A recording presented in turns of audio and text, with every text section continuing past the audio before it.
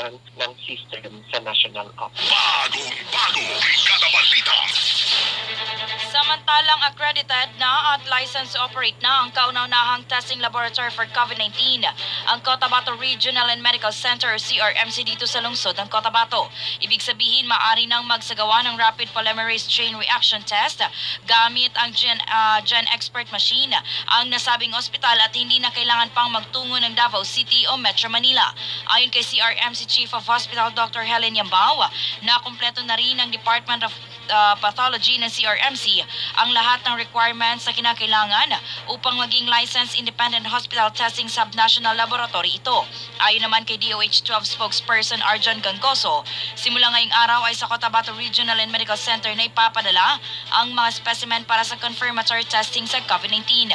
Naniniwala naman si Gangoso na maaring makakater ng 72 specimen kada araw ang CRMC at sa loob lamang ng 24 to 48 hours ay mailalabas na ang resulta nito.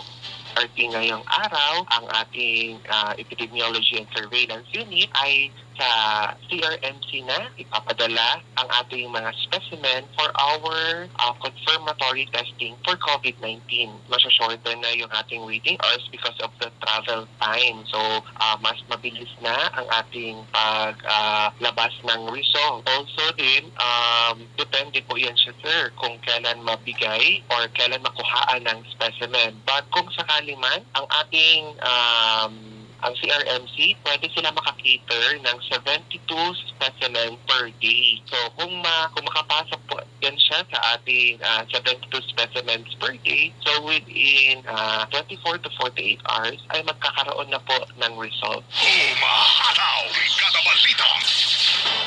Sa ibang balita, takdang oordinahan ngayong hapon si Bishop-elect Father Charlie Inson OMI. Ang Episcopal Ordination ay gaganapin sa Immaculate Conception Cathedral dito sa lungsod, kung saan 10 katao lamang ang pinapayagang makadalo sa naturang mahalagang okasyon base sa pagsunod sa alituntunin ng IATF. Si Father Charlie Inson ay manunumpa sa kanyang oath of fidelity and professional of faith at AMC. Si Father Charlie Inson OMI ay dating presidente ng Notre Dame University at kasalukuyang Father Provincial ng Oblate of Mary Immaculate sa Philippine Province. Ang Episcopal Ordination ay pangungunahan ni Archbishop Cardinal Orlando Quevedo OMI kasama si Archbishop Angelito Lampon OMI, Bishop Colin Bagaforo ng Diocese of Kidapawan at 7 iba pa. Ang mga Catholic faithfuls ay maaaring makasaksi at makakita sa Episcopal Ordination ni Father Inson sa pamamagitan ng live stream sa OMI Philippines bilang pagsunod sa social distancing protocol ng religious gatherings ng IATF at LGU. Kaya't limitado ang pwedeng dumalo sa mahalagang okasyong ito. Sa unang pagkakataon, ito ang Episcopalian Ordination. 10 katao lamang ang maaring makadalo dahil sa ating nararanasang COVID pandemic. Rapido, Brigada Balita.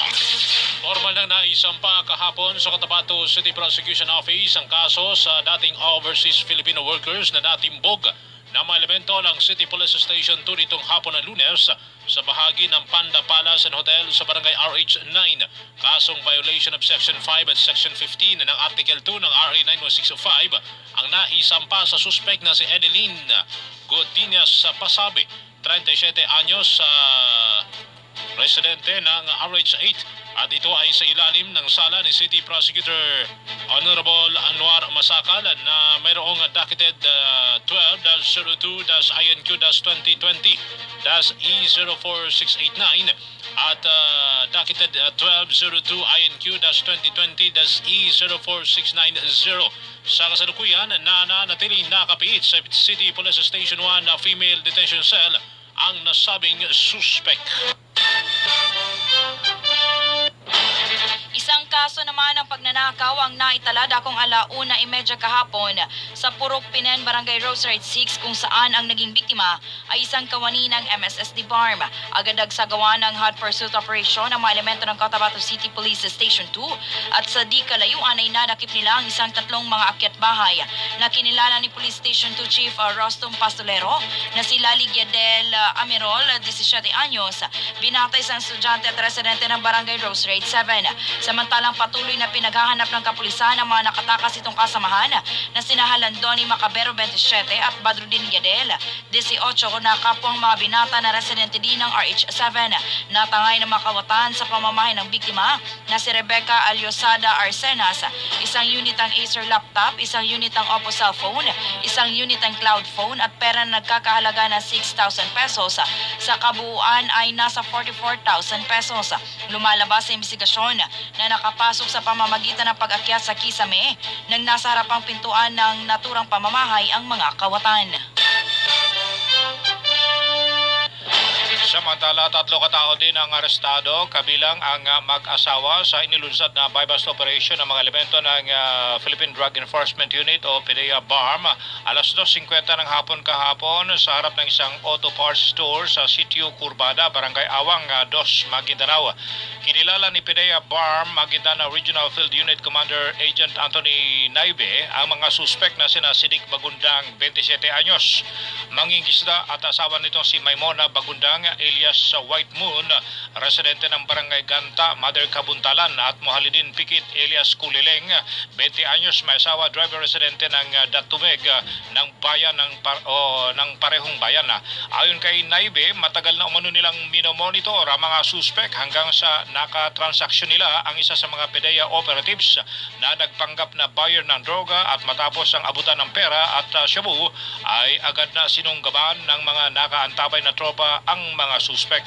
Na-recover sa pag-iingat ng mga ito ang abot sa 100 gramo ng shabu na may estimated value na 680,000 pesos at supposed payment na 300,000 pesos na budol money, isang unit ng Nokia analog cellphone, 8 ID na nakapangalan kay Sidik at isang brown leather wallet. Sa ngayon, nasa custodial facility ng PDEA BARM sa PC Hill, Rosarich 1. Nakapit ang mga suspek at inihahanda ang kasong violation of RA 9165 na isasampa laban sa kanila. Kanina lang, nagkanta po tayo ng buy-bust operation sa against itong mag-asawang si Sidik Bagundang at saka Maimuna Bagundang at saka isa pa si Mohalidin Pikit na lahat ay residente ng Kabuntalan po. Nakakuha po tayo, nakasis po tayo ng 100 grams na shabubo with a dangerous drugs for value na 680,000 po. Ito po ay matagal-tagal na pong minomonitor na mga operatiba natin. It's fine time na conduct tayo ng buy-bust operation. Sa ngayon po, ang source nila ay masusi nating iimbestigahan. At saka yung transaksyon nila, hindi lang po dito sa atin, dito sa AR natin. Lumalabas sila doon sa kabilang mga neighboring municipalities po.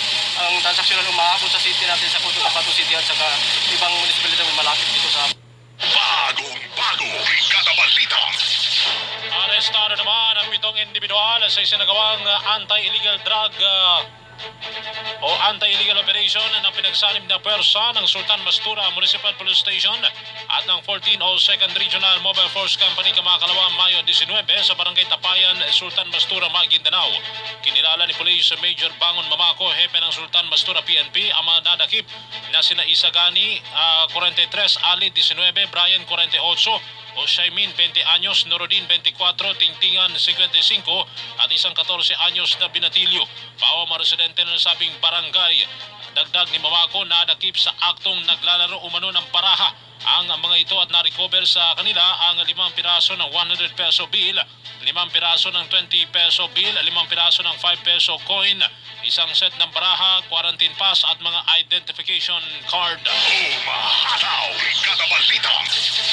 Samantalang tinungo naman ng provincial government ang Maguindanao sa pangunguna ni Vice Governor Dato Lester Sinsuat kasamang 4 na mga board member nito ang bayan ng Sultan Kudarat, Maguindanao upang ipaabot ang iyuda para sa mga mamamayan nito. Nasa mahigit 20,000 food packs naman na naglalaman ng 4 na kilong bigas, canned goods at noodles ang dala ng mga ito kung saan target ng 29 na barangay sa Sultan Kudarat.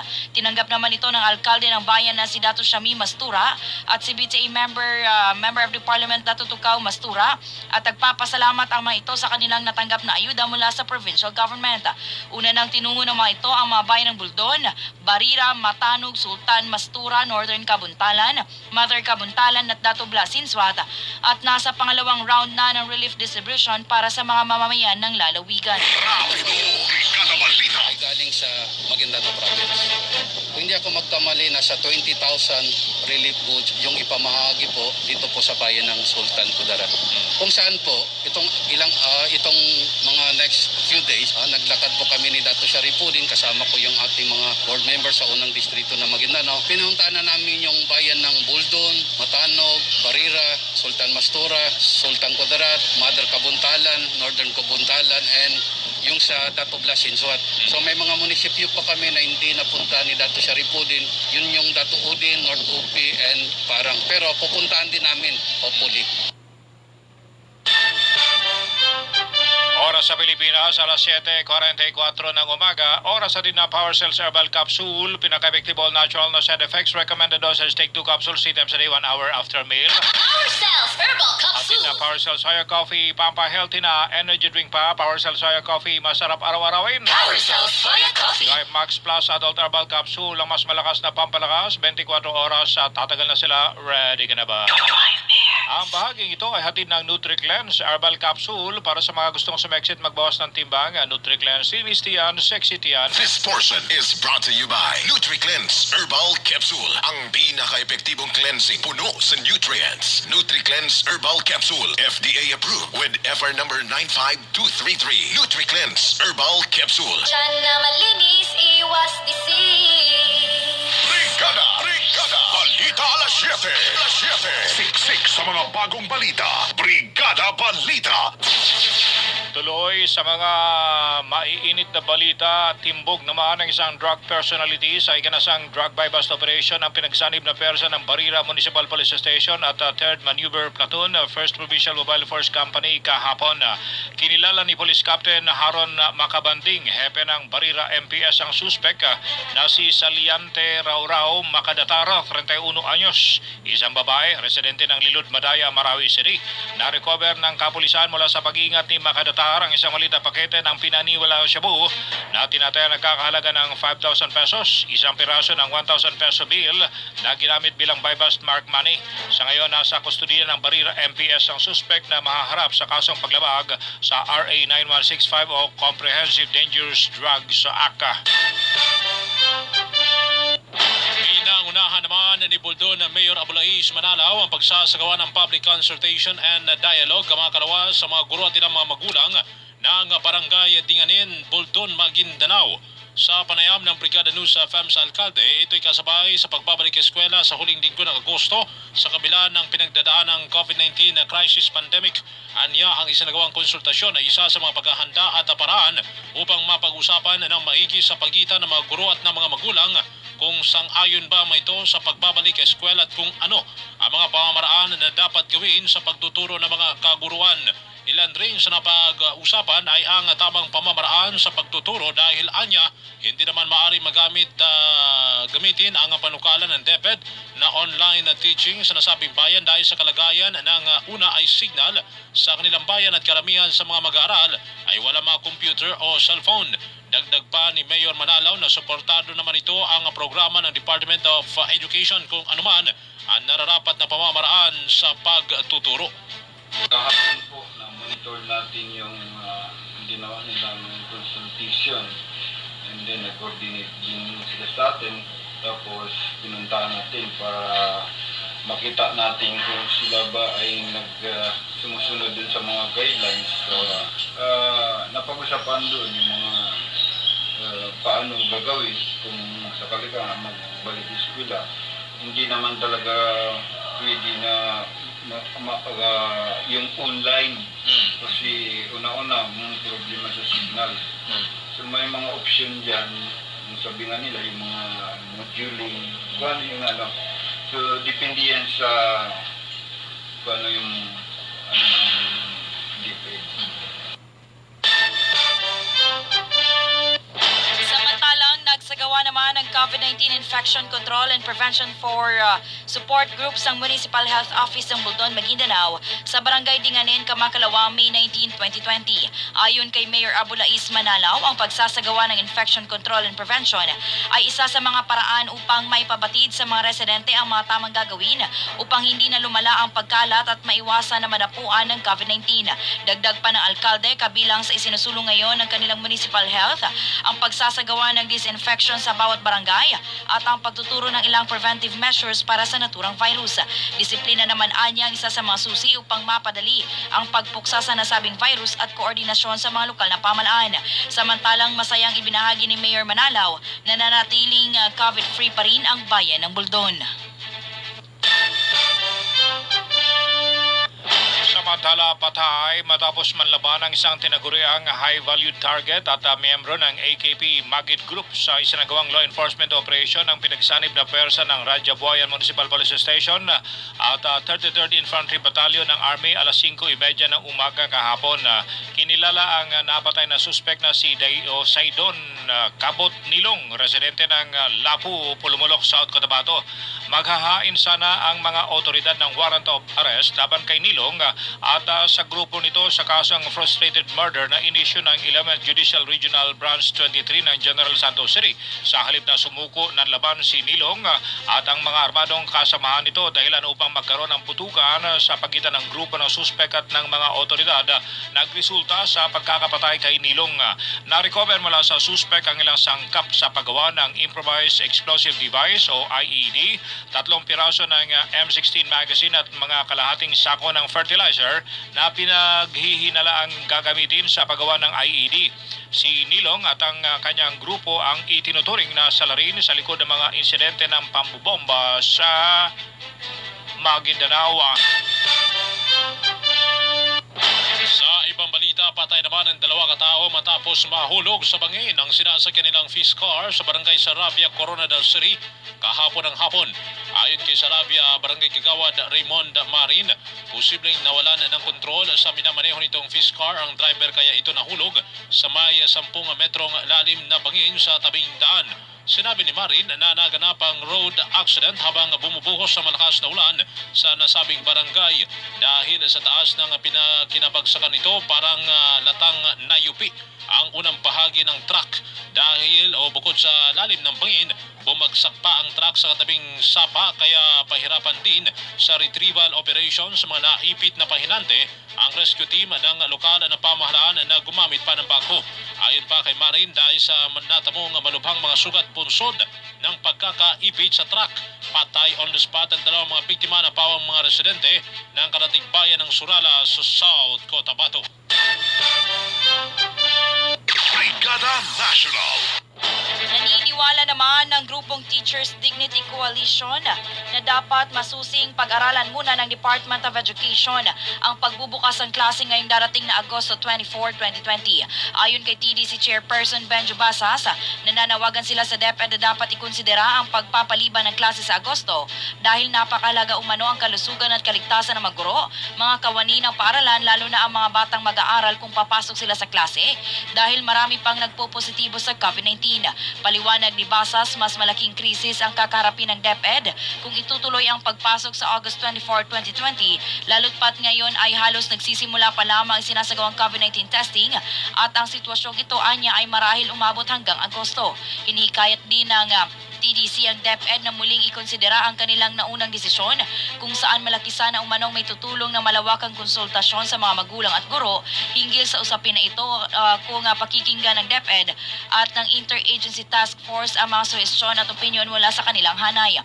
Giit ni Basas, masasayang lamang ang mass testing sa 27 milyong mag-aaral at 1 milyong mga guro bago ang pasukan dahil maaaring hindi rin umano ito maging epektibo sapagkat maaaring nga negatibo sa test ang mga guro at mag-aaral ngayong pero posibleng positibo na umano kinabukasan. Brigada National. Babaeng kadete ang nanguna sa Philippine National Police Academy o PNPA Mandayog Class of 2020. Ayon kay PNPA Commandant of Cadets Police Brigadier General Wilfredo Kayat, ang top 1 ay kinilalang si Cadet Leanne Banico Palermo ng Zamboanga City na mapapabilang sa Bureau of Fire Protection or BFP. Siya ay tatanggap ng President Campilan at Chief BFP Campilan. Top 2 si Cadet Julius Cesar Panganiban Tarnate ng Bagong Silang Caloocan City na mapapasama sa Bureau of Jail Management and Penology o BJMP. Tatanggap siya ng Vice President Campilan at Chief BJMP Campilan. Top 3 si Police Cadet Zandra Gutierrez Tabar ng Curuan, Zamboanga City. Tatanggap siya ng Secretary of Department of the Interior and Local Government, DILG Campilan at Chief Philippines National Police, PNP Campilan at Best in Forensic Science. Top 4 si Fire Cadet Lyndon Pariña Narvasa ng Kidapawan City, North Cotabato. Top 5 si Jail Cadet Jerilyn Dacles Barua ng Cuartero, Capiz. Top 6 si Jail Cadet Iris Adriano Guzman Gumaro ng San Pablo, Isabela. Top 7 si Jail Cadet Enrico Rosario Reyes ng San Carlos City, Pangasinan. Top 8 si Police Cadet Jose Leanter Reyes Velasquez ng Cebu City. Top 9 si Cadet Police Cadet Lani Rionda Mendoza ng Ragay Camarines Sur at Best in Math and Science. Top 10 si Police Cadet Jesulito Lagarto Javier ng Lucena City, Quezon Province. Ang PNP Mandayo Class of 2020 ay nakatakdang magtapos sa May 22, 2020 depende sa availability ni Pangulong Duterte. Ang PNPA Class of 2020 ay kinabibilangan ng 277 kadete, 174 ay mga lalaki at 83 ay mga babae. Sa kabuuan, 202 nagtapos ay mapapabilang sa PNP, 50 sa BFP at 16 sa BJMP. Brigada National. Iginiit ni National Economic and Development Authority Acting Secretary Carl Kendrick Chua na hindi maaring madaliin ang pagpapatupad ng National Identification System. Nabatid ang plano ng pamahalaan na tapusin ang procurement ng mga gagamiting equipment sa Agosto at mauumpisahan ang registration sa huling quarter ng 2020. Paliwanag ni Chua, kailangan mo nang plansyahin at ayusin ang ilang privacy at security issues nito. Bukod dito, nananatili pa rin banta ang COVID-19 kaya hindi basta-basta ang pagsasagawa ng mass registration. Dagdag ni Chua na sinusubukan na anya ng gobyerno na i-develop ang registration software na binili pa mula India. Target ng Philippine Statistic Authority o PSA nasa 5 milyong household head o head of the family na maiparehistro sa national ID sa katapusan ng taon at 90 o 70 milyong Pilipino sa katapusan ng 2022. Ang National ID System Act ay naging batas noong 2018 at nasa 2 billion pesos ang nailaang pondo para sa programa.